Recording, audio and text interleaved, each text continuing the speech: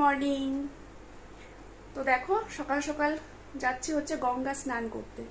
আজকে হচ্ছে নীল পুজোর আগের দিন, ঠিক আছে, বৃহস্পতিবার। কালকে তো নীল পুজো শুক্রবার, তো আজকে আমাদের সঞ্জুম করতে হয়। তো ভাবলাম একটুখানি গঙ্গা স্নান করে আসি, আর ঘরে গঙ্গা জলও শেষ হয়ে গেছে, তো স্নানটাও করে আসি আর একটুখানি গঙ্গা জলও নিয়ে আসি, কেননা সন্ধে পুজো দিতে একটু গঙ্গা জল না হলে হয় না। আর ছিল আমার একটুখানি রয়েছে, তো ভাবলাম স্নান যখন করতেই যাচ্ছি একটু নিয়ে আসাও যাবে। তো তোমাদের দাদা ভাই রেডি হয়ে বসে আছে, আর আমি উঠে উঠুন ফুটুন সব ধোয়ালাম, রাস্তা ফাস্তা ঝাড় দিয়ে উঠুন ফুটুন ধুইয়ে এ দেখো চুড়িদারটা পরে যাচ্ছি এখন। আর ব্যাগে নিয়ে নিয়েছি শাড়ি, একটা সুতির ছাপা শাড়ি নিয়ে নিয়েছি। স্নান করে ওইখানে তো ওয়াশরুম আছেই, স্নান সেরে তারপরে শাড়িটা পরে চলে আসবো। তো চলো ভিডিওটা দেখতে থাকো, আশা করছি আজকের ভিডিও তোমাদের খুব খুব খুব ভালো লাগবে। সঙ্গে থাকো, সাথে থাকো। তো দেখো চলে এসেছি আমাদের চাকদায় মুকুন্দনগর ঘাটে, মানে চাকদায় এই গঙ্গাটা আর কি। তো দেখো আজকে কত ভিড় গঙ্গায়, কেননা লোকে বলছে দুদিন ভিড় হবে, নীল পুজো আর নীল পুজোর আগের দিন আজকে।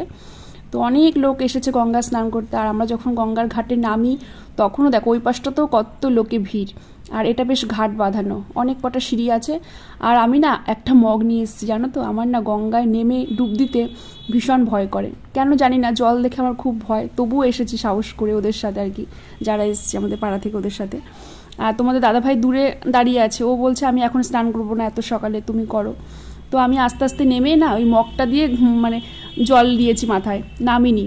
আর দেখো স্নান টান করে পাশেই একটা শিব ঠাকুরের মন্দির ছিল, সেই মন্দিরটাতে উঠেছি।